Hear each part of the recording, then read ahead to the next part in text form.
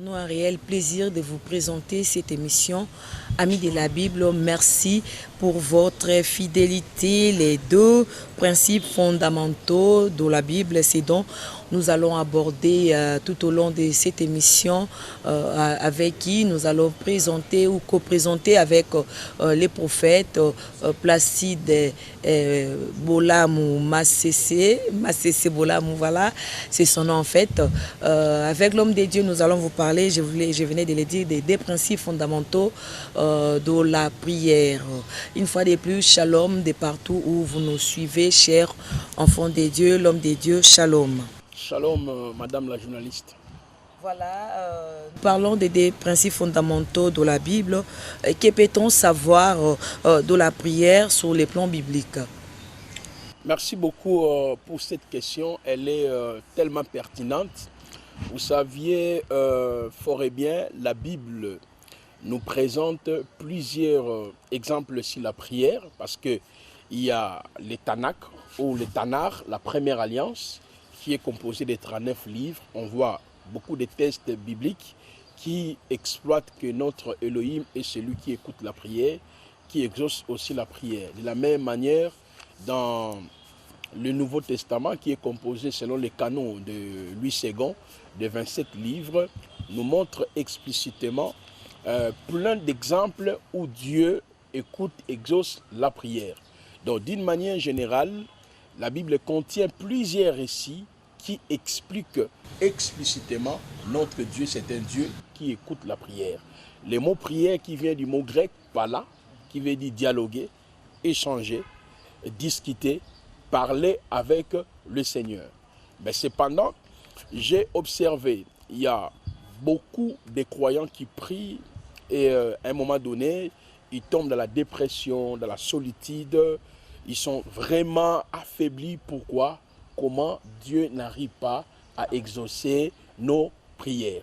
C'est la raison pour laquelle j'ai rédigé cet ouvrage qui porte le titre « Les deux principes fondamentaux de la prière fervente du juste ». Donc ici, je suis en train tout simplement d'aborder les conditionnalités qui peuvent amener un croyant à pouvoir entrer dans l'exaucement ou vivre l'exaucement. Alors, vous venez d'ailleurs de les dire tout à l'heure là.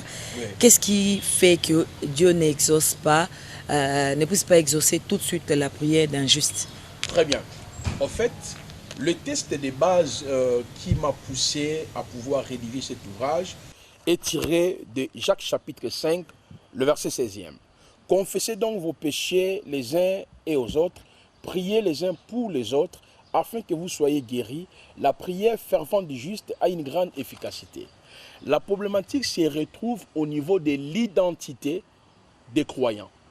Beaucoup de chrétiens prient, ignorent leur identité en Christ. Cela veut dire quoi, madame la journaliste?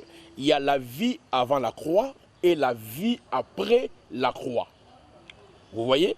C'est-à-dire, avant la croix, tous les êtres humains, leur vie s'est retrouvée dans le péché au singulier. Parce que dans la Bible, lorsqu'on parle de la doctrine du péché, le terme technique, c'est armasiologie. C'est un terme technique qui veut dire la doctrine des péchés.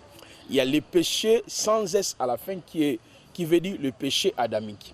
Il y a aussi le péché avec S à la fin, le péché étant des actes qu'on pose, l'idolâtrie, l'impudicité, l'ivrognerie.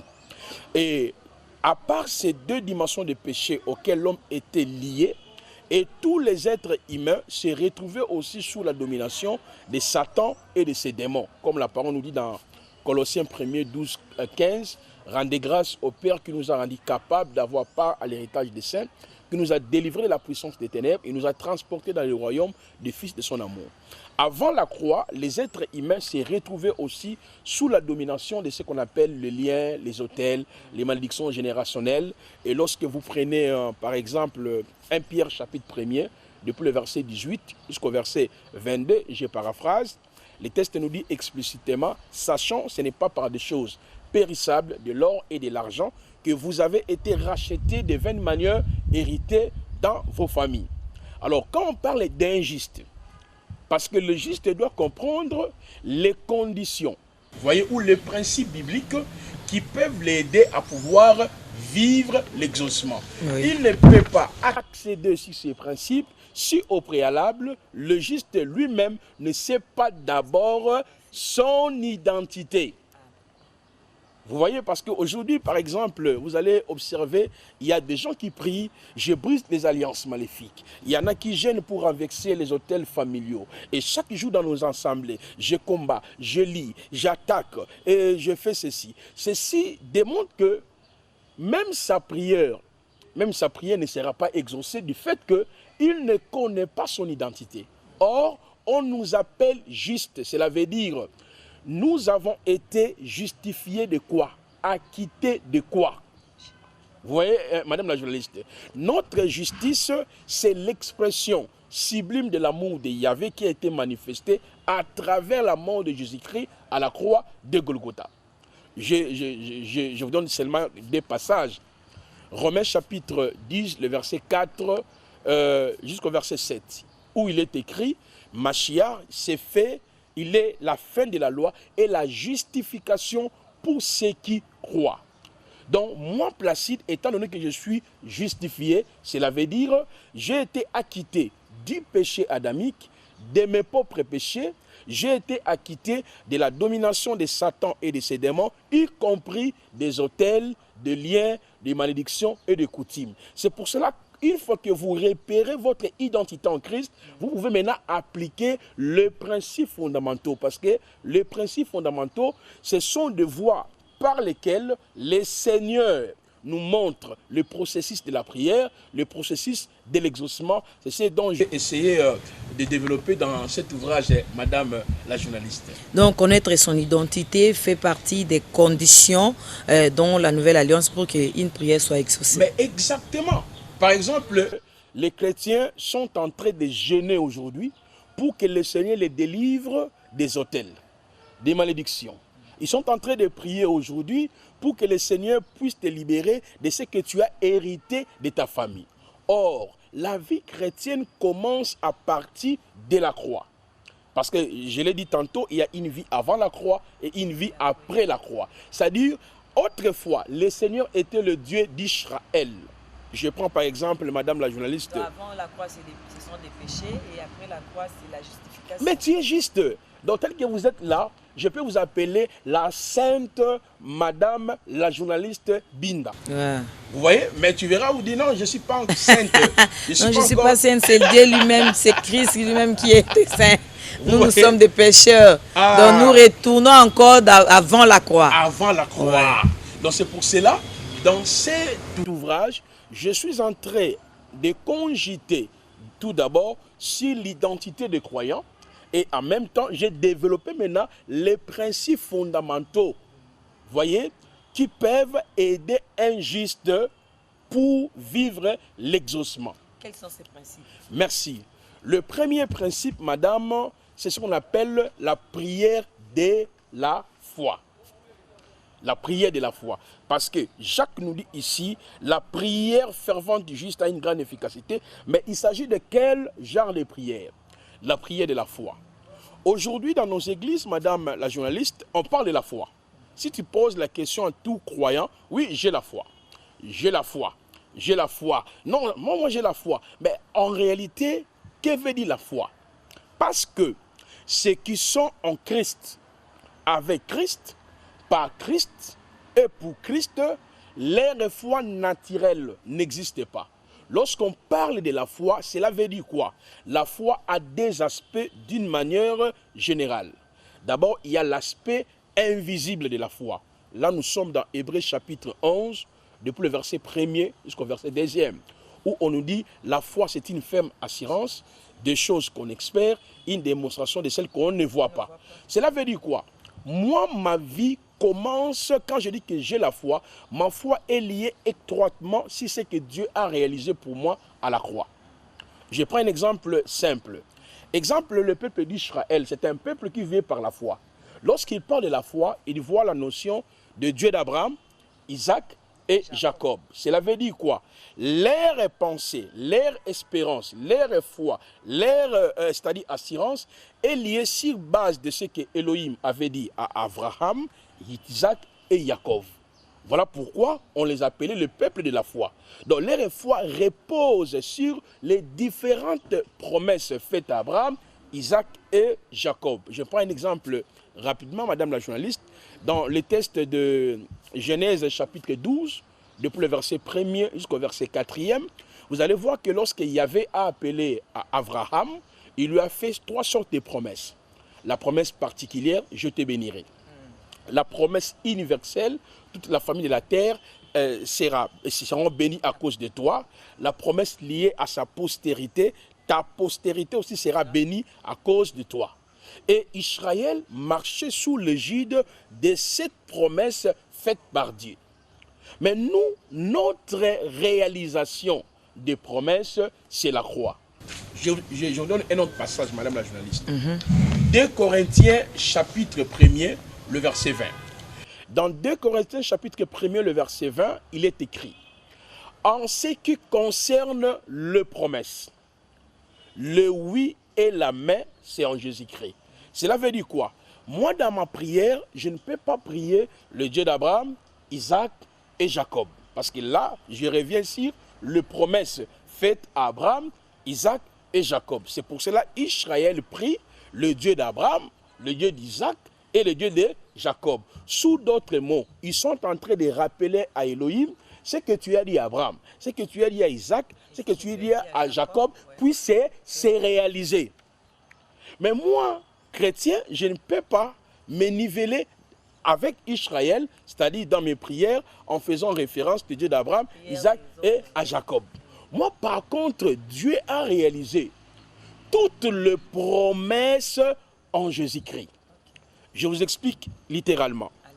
Exemple, je suis malade. Déjà, par ces maîtrises, j'ai été guéri. C'est ça en fait la foi.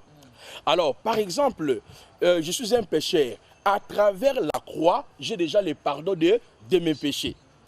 Et c'est pour cette raison, dans le texte de 2 Corinthiens 1er, le verset 20, nous dit, en ce qui concerne les promesses.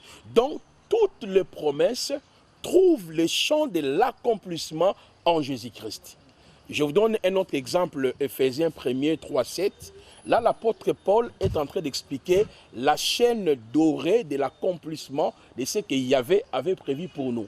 Il dit, je paraphrase, « Béni soit Dieu le Père de notre Seigneur Jésus-Christ, qui nous a bénis abondamment. » Regarde bien, il nous a bénis abondamment en Jésus-Christ, de toutes sortes de bénédictions.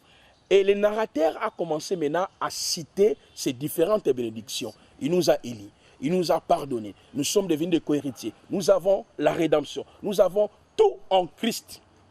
Et dans le verset 10, 11, pour ceux qui nous suivent à la maison, de l'Éphésiens chapitre 1er, on nous dit que Yahvé l'a exécuté selon sa propre volonté. Donc, sous d'autres mots, moi, je dois connaître maintenant quels sont les principes qui me permettent de pouvoir vivre ce que Dieu m'a donné à travers Christ. Voilà pourquoi dans cet ouvrage, je suis en train de développer le premier principe, c'est la prière de la foi. Donc la prière de la foi ne signifie pas « j'ai la foi, Dieu va faire, j'ai la foi, j'aurai mon mariage, j'ai la foi ». Parce que dans nos églises, tu verras aujourd'hui, on nous dit « dis Jésus, Jésus, dis aujourd'hui, aujourd'hui, je suis délivré ». Par exemple, aujourd'hui, entre, récupère, je récupère mon mariage, je récupère demain encore, je vais récupérer. Madame, en réalité, nous ne comprenons même pas ce qui s'est passé à la croix. Parce que la prière de la foi consiste à proclamer, à confesser, à croire à ce qui a été fait pour nous à la croix. Est-ce que vous comprenez un peu la prière de la foi? Donc, c'est-à-dire, quand je vois l'œuvre de la croix, ma rédemption, ma délivrance a été déjà acquise à travers la croix.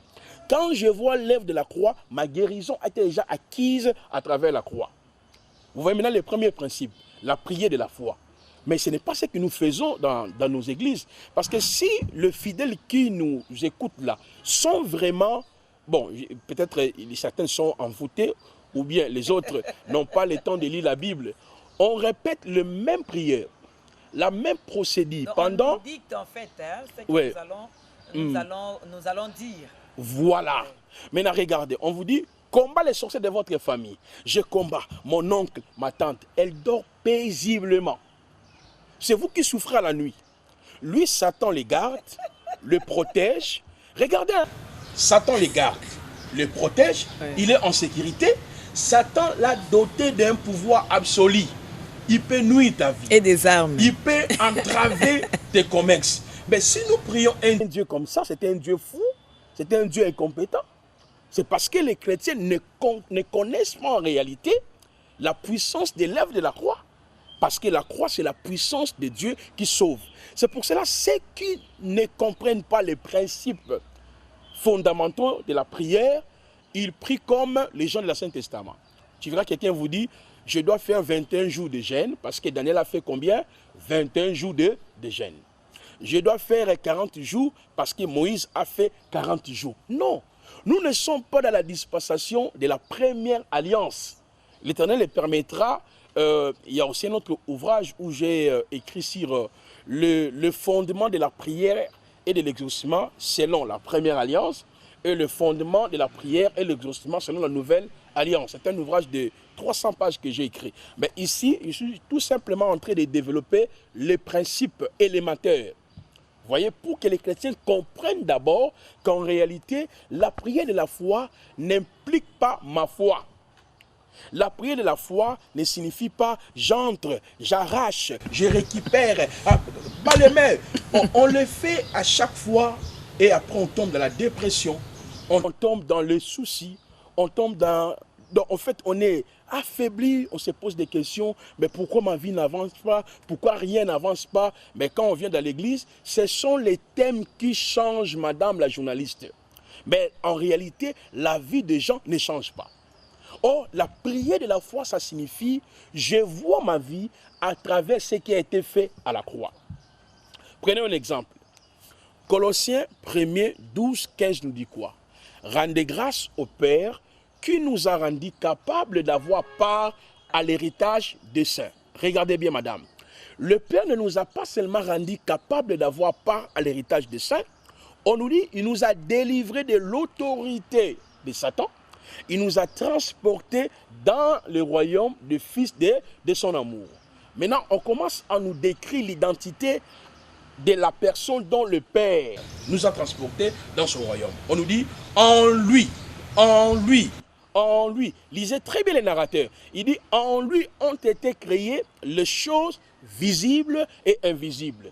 Domination, trône et dignité, et toutes choses subsistent en lui. Madame, ça c'est fort, c'est formidable. Vous voyez ça? Donc c'est que si Mama Binda me dit, j'ai la foi ne veut pas dire que non, Jésus va faire, Jésus va guérir. Non, la foi veut dire, je crois à ce que Dieu a réalisé pour moi à la croix de Golgotha. Donc la prière de la foi, ça signifie, je continuerai toujours à proclamer cela dans ma vie. Pourquoi? Parce que dans la prière de la foi, l'exaucement se passe à deux niveaux. Il y a l'exaucement dans l'aspect invisible et il y a l'exaucement dans l'aspect physique. Je m'explique, madame la journaliste. Vas-y. Pourquoi je suis en train de dire que dans la prière de la foi, l'exaucement se joue à deux niveaux. Je prends d'abord dans le premier niveau. Nous sommes dans le texte de Marc, chapitre 11. Le verset 24 à 25. Nous sommes aussi dans le texte de Jean, chapitre 14, le verset 13 jusqu'au verset 14e. Vous avez dit Marc 11, 24. Marc 11, 24 à 25. Et puis Jean, chapitre 14, verset 13-14. Je paraphrase.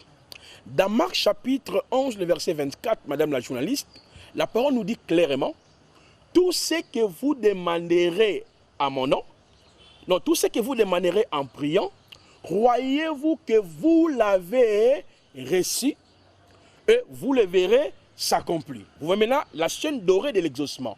Cela veut dire quoi? Si moi je prie, Seigneur, donne-moi 1 million d'euros. Selon l'enseignement des maîtres, les rabbis, les machiars et au choix, je suis déjà en possession de la chose demandée. Ah, par la foi, cela veut dire déjà la chose que je suis en train de chercher, la guérison, les mariages, les miracles, les changements, l'a réalisé déjà pour moi. Voilà pourquoi il dit, tout ce que vous demanderez en priant, croyez-vous que vous l'avez déjà reçu. Ceci détruit le principe selon lequel ça la sémence. Hein?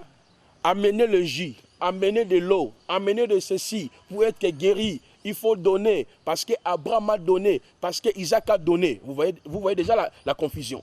Donc Jésus-Christ est en train de démontrer qu'en réalité, c'est-à-dire le coût de la prière, l'exaucement de la prière n'implique pas la volonté d'un être humain.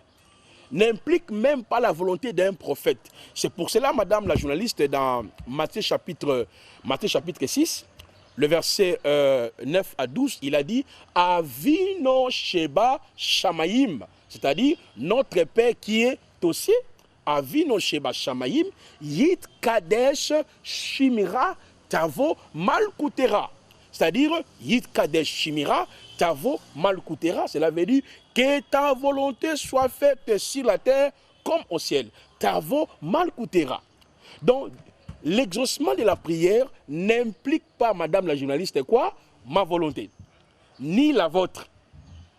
Implique sa volonté. C'est-à-dire, ce que Dieu a décrété pour moi, cela a été réalisé par qui? En Christ. Donc si déjà un prophète te dit, fais la sémence de 100 euros pour que tu sois guéri, fais la sémence de 100 euros ou faire une sémence pour l'exaucement de ta prière, c'est un facteur. Vous voyez maintenant, c'est pour cela quand je prie par la foi, cela veut dire que la foi me permet de voir dans l'invisible. Je vois déjà que même si je suis malade, ma guérison a été accomplie à la croix. Mais c'est un mensonge. Vous allez sceller quelle parole? Vous allez sceller quoi? Pour que vous receviez quoi? Parce que, madame la journaliste, vous savez que nous sommes dans un pays où les pasteurs sont en train de berner. Vous voyez, nous, je mets nous les pasteurs, nous sommes en train de traumatiser les gens. C'est-à-dire de créer des fausses doctrines, de manipuler les gens. Je l'ai dit tantôt, dans la nouvelle alliance, Dieu n'écoute pas la volonté d'un pasteur, d'un enfant de Dieu. Dieu exauce sa propre volonté qui a été manifestée en Jésus-Christ. Maintenant, il nous dit, lorsque nous prions, nous devons nous adhérer à cela. C'est ça la vie de la foi. Alors, vous allez faire telle sémence pour que vous recevez quoi? Or, Colossiens 2, le verset 10-11 nous dit quoi? Vous avez pleinement en Christ. C'est pour cette raison, beaucoup de nos sœurs, de nos mamans, on les lave par les prophètes. On leur donne des histoires par les prêtres. Oh, allez laver avec ça, avec tel savon, pour l'attirance, pour ceci, pour ta guérison. Et prenez, et les gens, ils sont entrés entre les pieds du prophète. Ah, parce qu'on n'a pas compris les premiers principes. Dieu écoute, Dieu exauce, que la prière de la foi. Donc la prière de la foi, cela veut dire, je vois mon exaucement sur base de ce qui a été fait pour moi à la croix. Je vois ma guérison, je vois mon mariage, je vois mon élévation sur base de ce que Christ avait fait pour moi. Alors quand je suis en train de formuler cette prière, je dois comprendre les principes qui sont rattachés à la prière de la foi.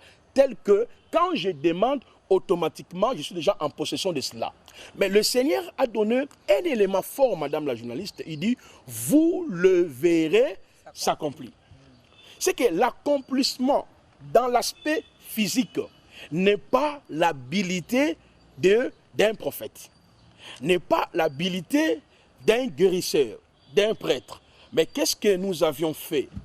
On va maintenant présenter de l'eau. L'eau de fire, l'eau de guérison, savon de ceci, et maintenant les gens utilisent cela, ils achètent cela, et par contre... On ne peut pas s'en passer. L'eau de fire. Maintenant là, on peut pas s'en passer. Quand tu ne vois pas, tu diras quoi? Ah, vraiment les hommes de Dieu aiment trop l'argent, il y a beaucoup de faux prophètes. La bouteille à 10 $. Ah, madame la journaliste. On te dit pour ta cure, il faut 10 bouteilles. Exactement. Vous voyez pourquoi? Tous ces gens-là qui prétendent qu'ils sont chrétiens, ils sont sauvés, ils ne sont même pas sauvés. Parce que celui qui est sauvé, il comprend d'abord son identité en Christ. Voilà pourquoi dans la première question, j'étais en train de vous expliquer qui est injuste. Vous m'avez posé la question. Parce que injuste est celui dont le Seigneur l'a sauvé quoi? Du péché adamique. l'a sauvé de ses propres péchés, l'a sauvé de l'autorité de Satan et des démons, l'a sauvé de tout ce dont il a hérité. Parce qu'en Jésus-Christ, madame la journaliste, vous avez été créé en Christ. Donc la notion « oh, j'ai hérité à travers mon père, à travers ma mère, ceci, cela, je dois jeûner ». Bon, prenons l'hypothèse, cela est véridique. Je dois prier continuellement pour pouvoir renverser les autels, les malédictions que j'ai héritées de mes parents. On prend l'hypothèse là, est véridique. Qu'en est-il d'Adam alors et Ève? Parce que... pas de parents. Non, non, non, nous là, nous sortions de la filiation adamique. Ah oui. C'est lui qui est notre géniteur. Parce que la parole nous dit dans Actes chapitre 17, le verset 24 à 26, madame la journaliste, Dieu a permis que tous les êtres humains sortent d'un seul sang. Donc si on doit faire de 21 jours de prière pour briser les malédictions générationnelles, pour briser les autels, pour casser ce que nous avons hérité, X, Y de mon père, de mon oncle, organisons aussi des prières pour briser ce qu'on a hérité d'Adam et Ève. Mais pourquoi on ne peut pas le faire? Parce que le triomphe de Jésus-Christ est éternel. Jésus-Christ à la croix m'a imputé quoi? La justification. À la croix, Jésus-Christ m'a imputé quoi? L'adoption. M'a imputé quoi? La rédemption. Donc vous voyez qu'il y a une forme de manipulation. C'est pour cela dans cet ouvrage, je suis en train justement d'interpeller. Ce n'est pas un ouvrage qui traite vraiment la problématique de la prière dans son ensemble. Mais ça dégage tout simplement de principes qui peuvent aider un chrétien. Attention, tu n'as pas besoin de l'eau, tu n'as pas besoin d'encens, tu n'as pas besoin d'une bougie, tu n'as pas du sel pour que ta prière soit exaucée. Dieu t'a exaucé déjà en Jésus-Christ. C'est à vous de voir par le jeu de la foi que mon mariage passe par la croix. Ma guérison passe par la croix. Mon élévation passe par la croix. Mais si je prie, je peux recevoir la chose automatiquement parce que dans l'aspect invisible, Dieu m'a déjà donné en Christ. Mais si je n'ai pas encore vu cela dans l'aspect physique, quelle serait mon attitude face à l'exaucement qui ne s'est pas encore réalisé? Et deuxième exaucement? Oui, c'est-à-dire l'exaucement physique. Oui. Alors, quelle serait mon attitude? Par exemple, j'ai pris, Seigneur, donne-moi 2 millions d'euros. Selon Christ, je suis déjà en possession de 2 millions d'euros. Mais sur le plan physique, je n'ai pas encore reçu les 2 millions d'euros. Maintenant, quelle serait mon attitude? C'est ce qu'on appelle la persévérance. Parce que dans la persévérance, ça c'est le chapitre 3 même de cet ouvrage, dans la persévérance, il y a les actions de grâce. Ça dit, j'ai lu le Seigneur. Dans la persévérance, il y a... Pas donner l'enveloppe. Non! Dans la nouvelle alliance, déjà, quand tu vois un pasteur te dire l'action de grâce, c'est l'argent, c'est un farceur. L'action de grâce dans la nouvelle alliance, c'est le fruit de nos lèvres. L'action de grâce dans la nouvelle alliance, c'est le sacrifice de Jésus-Christ. Mais dans l'Ancien Testament, l'action de grâce n'a jamais été l'argent.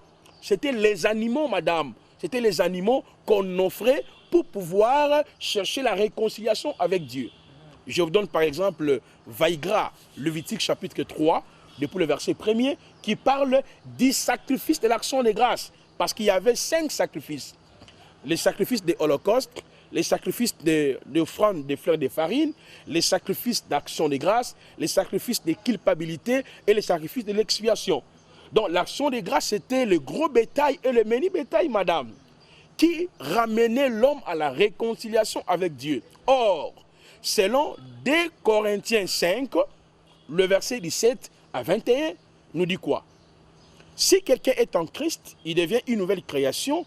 Les choses anciennes sont passées, voici toutes choses sont venues nouvelles. Cela ne vient pas de nous, vient de Dieu qui nous a réconciliés avec lui-même à travers Christ. Dieu était en Christ, réconciliant le monde avec lui-même, en n'imputant pas aux hommes leurs offenses. C'est ce qu'on appelle l'offrande d'action de grâce. C'est le sacrifice de Jésus-Christ à la croix qui nous a réconciliés. Et d'emblée, lorsque je suis en train d'exprimer, Seigneur, je te loue, Seigneur, je te glorifie, Seigneur, je t'élève, c'est ça, en effet, l'offrande d'action de grâce, madame la journaliste. Ce n'est pas l'argent. Donc, si je n'ai pas encore expérimenté dans l'aspect physique, c'est que Dieu déjà m'a donné en Jésus-Christ, mon attitude sera de libérer des actions de grâce, de louer le Seigneur. Cela veut dire quoi? Quand je me mets dans la prière, Seigneur, merci parce que tu m'avais donné 1000 euros. Je ne cesse de te dire merci parce que je possède 1000 euros. On appelle ça la prière affirmative. C'est pas l'action de grâce. Donc je suis en train d'affirmer ce que je possède. Un exemple, madame, vous travaillez ici à la RTNC. Et vous avez reçu un message dans votre téléphone. Madame, votre argent déjà disponible, soit via la banque XY. Est-ce que toi, tu iras encore... Voilà. Est-ce que vous irez auprès encore de votre supérieur, je ne sais pas, pour dire, oh, mais c'est le supérieur. Je n'ai pas encore réussi. Mais tu as réussi, non? Mais le temps que cet argent puisse arrive, il faut avoir quoi? La foi, l'espérance, la persévérance. Donc, c'est-à-dire, je crois, j'en possède déjà mon argent. Je peux même faire des calculs déjà. Ah, même si ça fait 10 jours, 20 jours, 30 jours, cet argent-là, c'est mon argent. C'est ça, en fait, la prière. Maintenant, nous, les hommes de Dieu, nous avons déraillé maintenant les chrétiens. Donc, si tu ne vois pas l'exaucement, c'est ton père. C'est comme si nous avons hérité dans nos familles que la sorcellerie, qu'on a hérité que les autels, c'est là où il y a des divisions entre les enfants et leurs parents. Le prophète te dira, voilà, mon frère, si tu ne te maries pas, exactement, c'est votre maman, c'est votre papa, et là, il veut te dominer. Or, celui qui a compris le premier principe, la prière de la foi, quand je prie, je possède déjà. Le temps de la réalisation de ce que je possède dans l'aspect spirituel ne dépend pas de moi. Dépend des temps de Dieu, dépend de la durée de Dieu. Madame Binda, vous êtes à la maison, votre compte a été crédité, ou tel montant, accrédité tel montant. Je pense qu'il faut quitter la maison, aller à la banque. Peut-être que tu peux arriver, tu n'as pas encore vu. Il y a beaucoup de gens, tu n'as même pas la possibilité de récupérer cet argent-là. Est-ce que cela veut dire que l'argent-là n'est pas à votre possession? C'est votre argent. Est-ce qu'il y a des techniques à faire? Non, c'est la persévérance. Si attendre seulement et puis toucher. Merci. Vous voyez le secret de la prière. Mais nous, on a tout changé, tout modifié. On a tout, la responsabilité pénale, c'est nos oncles, c'est nos parents, c'est nos tantes, c'est ci, c'est là. C'est ça, en fait, moi, étant que prophète, je fais la lecture prophétique. J'ai compris que beaucoup de gens prient, mais qu'ils ne connaissent pas les ABC, les B.A.B.A. de la prière. Les principes fondamentaux. C'est pour cela, madame la journaliste, il y a le deuxième principe qui est magnifique. La prière selon la volonté de Dieu. Là, nous sommes dans le texte de 1 Jean chapitre 5, le verset 14 à 15. Il est écrit, « Nous avons auprès de lui cette assurance, que si nous demandons quelque chose selon sa volonté, il nous écoute. Et si nous savons qu'il nous écoute, quelque chose que nous demandions, nous savons que nous possédions la chose que nous lui avons demandée. » Madame, au-delà de la prière de la foi, Madame Binda, il y a la prière selon la volonté de Dieu. Prenons un exemple. Aujourd'hui, dans nos assemblées, qu'est-ce qu'on prie? Je brise mes ennemis. Si c'est ton père, envoie le feu. Si ton ennemi là, brise, je détruis les sorciers, j'envoie le feu. Mais là, ce ne sont pas de prières selon la volonté de Dieu. Pourquoi? Parce que Jésus-Christ, qui est notre maître, dans Matthieu 5, 43 à 46, il dit ceci: priez pour ceux qui vous persécutent. Priez pour vos ennemis. Maintenant, le prophète dit, même si ta mère faille, même si ton père faille, Jésus. Madame Binda, si vous allez prier pour vos ennemis parce que vous ne parlez pas avec votre papa, mais toi aussi tu es ennemi de XY parce que tu ne parles pas avec l'autre, avec elle, avec Y. Donc vous voyez que ça ne marchera pas. Donc aucun homme de Dieu a créé la prière. Aucun homme de Dieu a créé l'exaucement de la prière. C'est Jésus-Christ qui a créé le mode opératoire de la prière, le mode opératoire de l'exaucement. Vous voyez une forme de manipulation. Jésus dit, Madame Binda, priez pour ceux qui vous persécutent. le prophète te dit, essuie, essuie. Si c'est ta maman, envoie le feu. Si c'est ton oncle, envoie le feu. Oh, Jésus-Christ a interdit la pratique d'envoyer le feu. Luc chapitre 9, depuis le verset 52, vous descendez. Parce que cette pratique qui consiste à envoyer le feu est tellement biblique. Dans le sens où on a vu Élie a fait descendre le feu, on a vu ça sur les hommes, c'était une pratique qui était normale. Mais quand Jésus-Christ est arrivé, les disciples un jour ont été empêchés. Ils ont dit au Seigneur, non, non, non, nous allons envoyer le feu pour que le feu consomme ces gens ici. Jésus-Christ a dit, taisez-vous. Vous ne saviez pas quel esprit qui vous anime. Madame Binda, je pense que vous êtes chrétienne. Chez vous aussi, vous envoyez le feu. Mais vous envoyez le feu là, sur base de quoi? Qui vous a dit? Parce que nous sommes disciples de Jésus. Et je l'ai dit, après la croix, c'est la vie de Jésus-Christ qui règne en nous. Nous sommes en Christ, avec Christ, par Christ et pour Christ. Mais comment notre maître, celui que nous chantons pour lui, que nous l'adorons, nous prétendons, nous avons des prétentions que nous l'aimons, je les connais. Mais lui a prohibé clairement. Il dit de ne pas faire l'usage de feu. Je commence à envoyer le feu.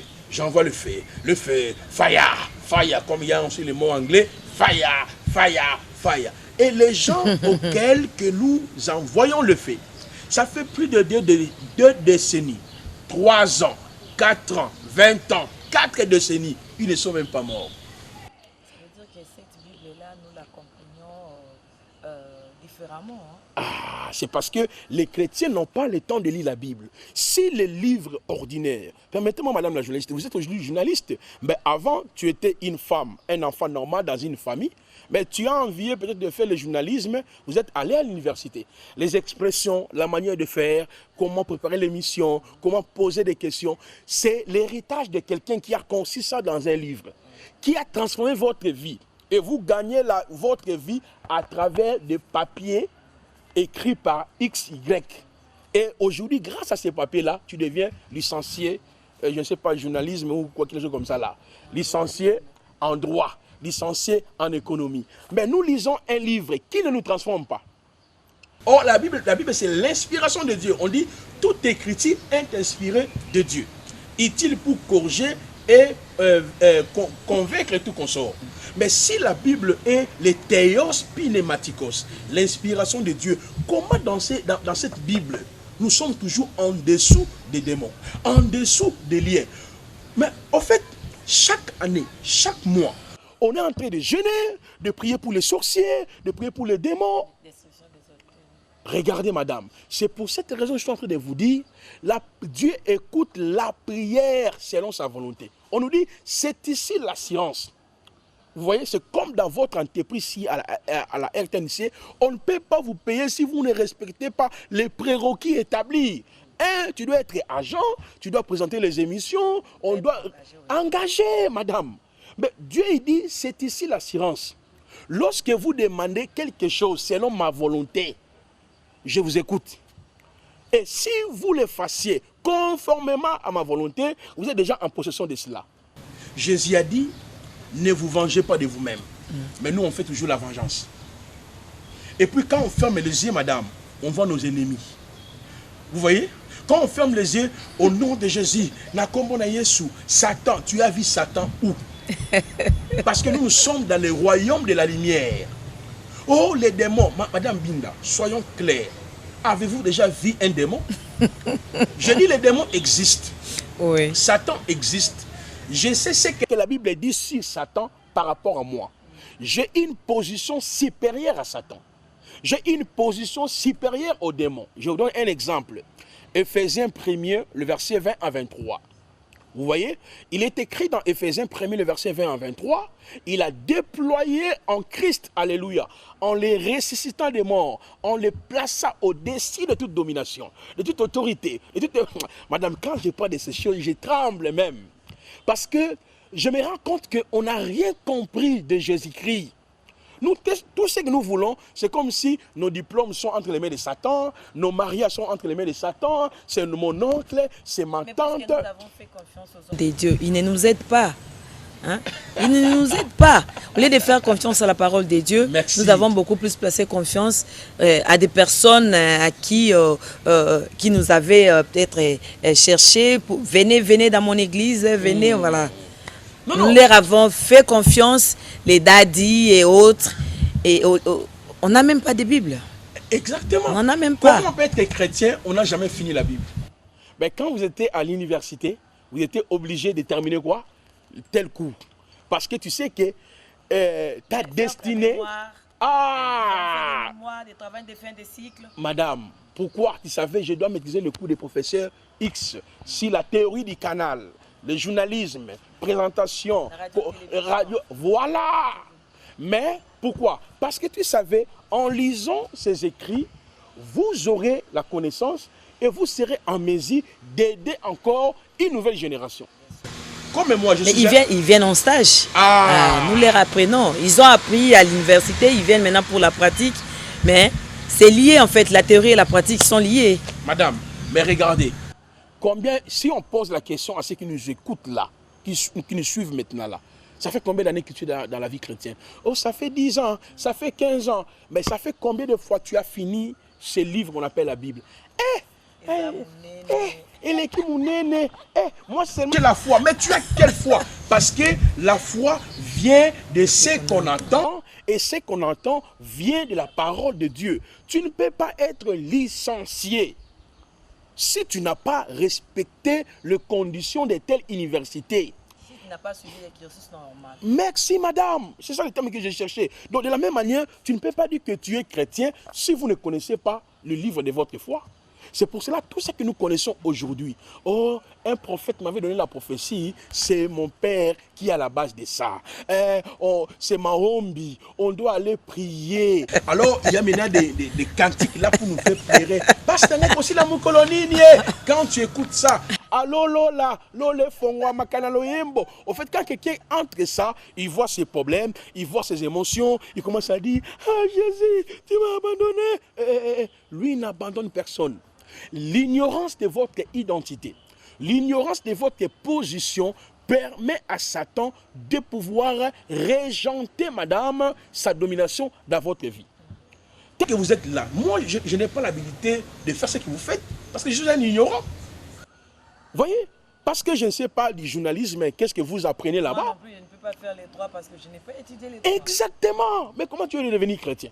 Par la prophétie, par la peur. C'est pour cela que ce sont les chrétiens-là qui changent des églises aujourd'hui parce qu'ils n'ont rien compris. Ce sont des gens qui vivent dans la solitude, qui sont victimes. Aujourd'hui, allez vérifier dans les églises. Plusieurs de nos sœurs sont victimes des prophètes, des prêtres, des abbés, des médiums, parce qu'ils n'ont jamais compris la foi. Donc, madame, il n'y a que deux principes fondamentaux pour que ta prière soit efficace. Un, la prière de la foi. Deux, efficace et puissante, hein? mais exactement parce que la foi, au-delà de voir de l'invisible, madame, la foi marche avec la bouche et le cœur et la proclamation. Là, nous sommes dans Romains chapitre 10. Dans Romains chapitre 10, je voudrais rapidement, madame la journaliste, si vous le permettez, de lire cette partie-ci. Oui, Romains chapitre 10. Il est écrit dans le verset 8e. Que dit-elle donc? La parole est près de toi, dans ta bouche, dans ton cœur. Or, c'est la parole de la foi que nous prêchons. Si tu confesses de ta bouche le Seigneur Jésus-Christ, si tu crois dans ton cœur que Dieu l'a ressuscité des morts, tu seras sauvé. Le verset 10e. Car c'est en croyant du cœur qu'on parvient à la justice. C'est en confessant de la bouche qu'on parvient au salut selon ce qui est écrit. C'est ça en fait la foi. Donc si on me dit, oh Madame Binda, ta vie, un prophète te dit que ta vie est liée dans un hôtel satanique. Celui qui a la foi, il va dire, ma vie est liée à l'hôtel de Golgotha. Parce que Dieu a pourvu pour moi, Placide, un hôtel. C'est la croix. Dieu a pourvu pour moi une offrande. C'est la mort de Jésus-Christ à la croix. Dieu a pourvu pour moi un sacrifice. C'est le sacrifice de Jésus-Christ. À travers ce sacrifice, je suis entré dans une alliance éternelle. Mais regardez-nous, qu'est-ce qu'on fait? Je brise les alliances, je combats les alliances, je combats les paroles de malédiction. Mais jusqu'à où que nous allons continuer à combattre, on ne voit pas de résultats. C'est ce qui pousse les chrétiens à être perdus. Et c'est pour cette raison, Madame Binda, je suis en train d'expliquer ce principe. C'est pour faire comprendre aux chrétiens, celui qui est en Christ, avec Christ, par Christ et pour Christ, il ne reçoit rien par sa foi. Il reçoit tout sur base de ce que Dieu a fait. Madame Binda, ici à la RTNC, vous recevez tout sur base de ce qui a été cogité par les autorités compétentes. Ils savent que tel a telle fonction, il doit recevoir ça, tel a tel. Vous, c'est à vous de croire que la fin du mois, j'aurai mon argent. Et dans ma société, il y a l'assurance. Je suis malade.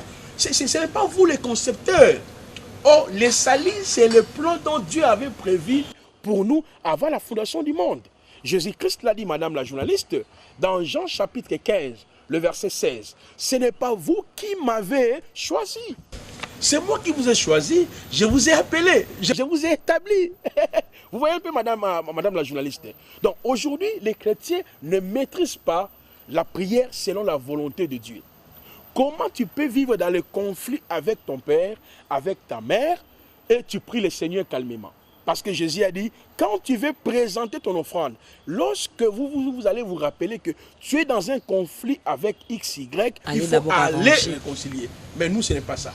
Ezala papa, monte. Ezala noko, monte. Ezala tata moisi, monte. Maintenant, dis-moi, on envoie le fait plusieurs fois. Où sont les résultats? Quel est le fondement de la prière dans la Nouvelle Alliance? Le fondement d'abord de la prière est basé sur la mort, l'ensevelissement, la résurrection et l'ascension du Christ. Parce que j'ai été hanté, greffé, inséré par la mort, l'ensevelissement, la résurrection de Christ. C'est ce qu'on appelle l'œuvre de la croix. Parce que la croix, c'est la puissance de Dieu qui sauve. Donc, c'est-à-dire, le premier fondement, c'est la croix. Moi, j'ai tout réussi à travers la croix. Mon bonheur passe par la croix. Ma victoire passe par la croix. Je ne suis pas comme Esther, Naomi, Daniel, parce qu'il est écrit dans Luc chapitre 7, le verset 24 à 26, parmi ceux qui sont nés de la femme, c'est-à-dire Abraham, Isaac, Daniel, tous ces mondes-là, il n'y a aucun qui est plus grand que Jean-Baptiste. Donc, selon l'enseignement de Jésus-Christ, Jean-Baptiste est plus grand parmi tous ceux qui sont nés de la femme. Mais il dit le plus petit dans le royaume, c'est moi et vous, madame, si vous êtes chrétienne, est plus grand que Jean. Donc, moi là, le fondement de mon exaucement, le fondement d'une prière efficace est lié sur ce que Christ a fait pour moi à la croix. Quand je comprends l'œuvre de la croix, je comprendrai aussi mon identité. Parce que à travers l'œuvre achevée, il y a la rédemption, la justification, l'imputation, la glorification, la rançon, le pardon, l'adoption, la régénération, la paix, les rachats. Maintenant, si vous ne comprenez pas le bénéfice rattaché à la mort de Christ, et comment vous allez mener une prière efficace et vivre l'exaucement. C'est ça le premier d'abord élément. Parce qu'à travers l'œuvre de la croix, j'ai une identité supérieure. J'étais en train de vous dire tantôt, Dieu a ressuscité Jésus-Christ, l'a placé au-dessus de toute domination, autorité, puissance. Et la parole nous dit, même pas dans les siècles présents, dans les siècles à venir, aucun nom, on peut les niveler au nom de Christ. Mais le même passage dans Ephésiens 2, 6 nous dit quoi? Dieu nous a ressuscités avec Christ. Et nous sommes assis dans les lieux élevés, alléluia, avec Jésus-Christ. Donc c'est que le fondement, le point de base de ma guérison, de mon bonheur, c'est l'œuvre de la croix. Et alors, si je suis chrétien, ma foi n'existe plus. C'est la foi dont Dieu a départi en moi. Là, nous sommes dans Romains 12, le verset 3. Où il est écrit, madame la journaliste, Elohim a départi une mesure de foi en nous. Et cette foi-là est attachée à quoi? À ce que Dieu a réalisé à la croix pour nous, parce que toutes les promesses passent par Jésus-Christ. C'est ça le premier élément que je peux vous expliquer. Voilà, nous sommes arrivés à la fin. J'avais quand même une dernière question. Oui. Quels sont les piliers obligatoires de la prière? D'abord, il faut connaître c'est quoi la prière de la foi. La prière de la foi, selon la nouvelle alliance, bien sûr. Deuxièmement, il faut connaître la volonté de Dieu dans la prière de la foi. Troisièmement, il faut connaître la notion de la persévérance. Après avoir prié, comment je peux me comporter. Et dans la persévérance, il y a l'adoration, il y a servir Dieu, il y a les salut des âmes, il faut continuer de le faire. Donc, par rapport au pilier de la prière ou dans la nouvelle alliance, on ne peut pas répéter la même prière 2 fois. Okay. Vous allez répéter ça 2 fois pour que Dieu fasse quoi? Parce qu'il vous a dit, tout ce que vous demanderez en priant, croyez-vous que vous l'avez déjà réussi et vous le verrez s'accomplir. Mais quand on se met... On voit que la chose qu'on a demandé à Dieu n'est pas encore palpable, on ne la voit pas encore. On ne peut pas continuer à prier. Non, quand vous continuez à prier, si la chose que vous êtes déjà en possession, ça prouve que vous n'avez pas compris la foi. Parce que... il faut croire par la foi qui est... Confesser. Comme j'ai demandé, confesser, croire, comme j'ai demandé, je l'ai déjà. Voilà, et je vais voir ça, je les verrai s'accomplir. Maintenant, quand je me mets dans la prière, qu'est-ce que je fais? Je professe. Seigneur, merci, je t'avais demandé déjà 1000 euros. Je suis en possession de cela. Même si je n'ai pas encore vu cela physiquement, je te dirai, au temps convenable, tu vas pouvoir les réaliser. C'est ça en fait. Je n'ai pas de manger à faire. Ce n'est pas prendre de l'eau, va dormir à l'église, aller à la montagne, crier toute la nuit, tu vas casser les gorges. Moi, je faisais ça 7 jours, 15 jours. Là, tu gênes. Il faut être comme Anne, parce que Anne, elle venait toujours au temple. Non, non, non, je suis... Sungombate. Mais Ngomba Dieu ou Dieu demeure en moi. Depuis qu'il est entré en moi, il ne sortira pas. Je n'ai pas interdit aux gens d'aller à la montagne. Mais pour chercher quoi? Parce que l'exaucement de tout passe par Jésus. Il y a des choses qui se font là-bas. Voilà. Merci beaucoup, homme de Dieu. Vous nous avez présenté aujourd'hui les 2 principes fondamentaux de la prière fervente, du juste. Voilà. Et les enfants de Dieu aimeraient savoir comment faire pour obtenir cet ouvrage. Très bien, madame. Alors, nous sommes dans la commune de Lemba. Pour ceux qui ne connaissent pas Lemba, c'est l'une de nos communes ici à Kinshasa. L'église se retrouve dans le bâtiment qu'on appelle la galerie Hugo Tanzambe. C'est Lemba Super. Donc, une fois que vous arrivez à Lemba Super, vous prenez la route qui va vers Lemba Terminus. Vous demandez seulement à tout le monde où se trouve le bâtiment galerie Hugo Tanzambe. Nous sommes là chaque dimanche à partir de 8h30 à 11h30. Chez nous à l'église, après l'exposé comme ça, on pose des questions. Il n'y a pas la prière pendant la semaine. Allez chercher l'argent. Ah. Chez nous, on ne reste pas à la permanence. Exactement. Il faut aller travailler. On se retrouve les dimanches pour adorer. Nous, parce qu'on va prier mercredi, vendredi pour chercher quoi? On a déjà tout en Christ. On encourage les jeunes de travailler. Moi, je suis entouré des magistrats, des juristes, des avocats, des jeunes filles qui travaillent. Parce qu'on n'est pas là pour plairer. Nous avons la foi à ce qui a été fait pour nous à la croix. Donc voilà pourquoi j'invite tout le monde, c'est celui qui veut participer dans nos cultes. Donc venez chaque dimanche seulement de 8h30 à 11h30. Donc on termine la prédication au plus tard 11h45. Le reste du temps, c'est de poser des questions. Parce que les chrétiens posent des questions si ce que le pasteur a prêché, si cela est conforme à ce qui est écrit. Aussi, si vous voulez peut-être acheter cet ouvrage, c'est disponible en format électronique via notre site internet www.ibk.cd. Donc ibk.cd. Quand vous entrez dans ce site-là, vous pouvez acheter ça soit via votre carte bancaire ou bien le système Mobile Money, M-Pesa, Orange, et vous aurez ça en format électronique. Donc voilà les messages que je pouvais... un ouvrage vraiment intéressant qui peut aider les enfants de Dieu. Vos coordonnées, si vous voulez bien, madame la journaliste, je reviendrai avec un autre ouvrage, parce que ici c'était juste le principe, mais un autre ouvrage qui traite la question de la prière, le fondement de la prière dans la première alliance, le fondement de l'exaucement dans la première alliance, ainsi qu'on verra dans cet ouvrage-là le fondement de la prière proprement dite dans la première alliance et l'exaucement, si vous le permettrez prochainement. Vous êtes grandement ouverte, vous pouvez venir quand vous voulez, vos coordonnées. Oui, mon numéro c'est plus 243, 81 23 62 658 plus 243 81 23 62 658. C'est le prophète Placide Massessé. Voilà. Merci beaucoup, homme de Dieu. Ouais. Merci à vous également, chers frères et sœurs dans les Seigneurs. Vous nous avez suivis avec attention. Nous avons parlé des 2 principes fondamentaux de la prière. C'était avec l'homme de Dieu qui venait de se présenter, prophète Placide Massessé Bolamou. Merci de votre confiance. Restez branchés au programme de la RTNC2, votre chaîne de développement. On se retrouve le dimanche prochain à la même heure. Au revoir.